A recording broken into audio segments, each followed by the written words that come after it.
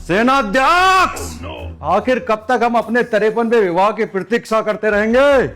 पाटलिपुत्र हमारे विवाह के संबंध में जो प्रस्ताव भेजा गया था, आखिर उसका उत्तर अभी तक प्राप्त क्यों नहीं हुआ?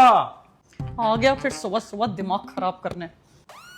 मूर्ख दासी, यदि आज 53वें विवाह हेतु हमारा उपवास न होता तो अवश्य ही तेरे लिए अभद्र भाषा का प्रयोग करते। तू कुछ कर दे इसका, नहीं तो मैं पागल हो जाऊंगी। खबर आई है महाराज, पाटलिपुत्र के महाराज ने विवाह करने से मना कर दिया। कहा है कि महाराज के खजाने में हमारी पुत्री को देने योग्य कुछ भी नहीं है। इतना अहंकार! सेनाध्यक्ष, हमें ज्ञात तो है कि हमारे राज्य की सीमाएं लघु होती जा रही हैं। सिर्फ सीमाएं नहीं, कुछ और भी लघु होता जा रहा है। दासी, हमें ज्ञात तो था तुम निकट भविष्य में हम पर प्रहार करोगी, परंतु इतना व्यक्तिगत प्रहार करोगी, इसकी हमें तनिक भी अपेक्षा नहीं थी। महाराज क्षमा कर दीजिए महाराज, क्षमा कर दीजिए। दासी को बिना खजाने की विवाह कैसे करना है ये सोचिए। सुल्तान, हमारे प्रिय सुल्तान को मुक्त करने का उचित समय आ चुका है। सेनाध्यक्ष, ये क्या नया ड्रामा है?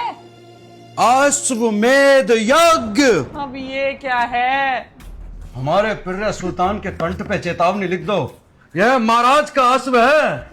जिस जिस दिशा एवं राज्य में यह प्रस्थान करेगा, उस राज्य की समस्त भूमि, पशु पक्षी, नदियां, पर्वत, सभी पर महाराज का आधिपत्य होगा। और हमारे प्रिय सुल्तान को किसी ने भी रोकने अथवा बंधक बनाने का दुस्साहस किया तो उसे महाराज से युद्ध करना होगा। हो युद्ध करेंगे? कल वो जो नई ऐप आई है ना, उससे किसी की टिर्री बंद कर दी, उतरते ही 4 झापड़ मारे हैं उसने इसके।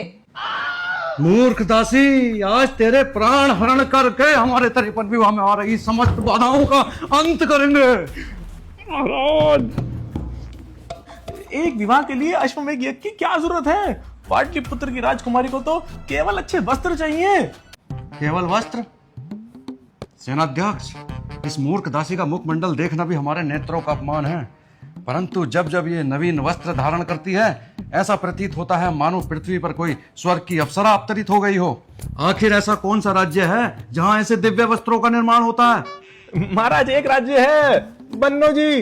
दासी के सारे वस्त्र यहीं से आते हैं। अद्भुत, आश्चर्यजनक।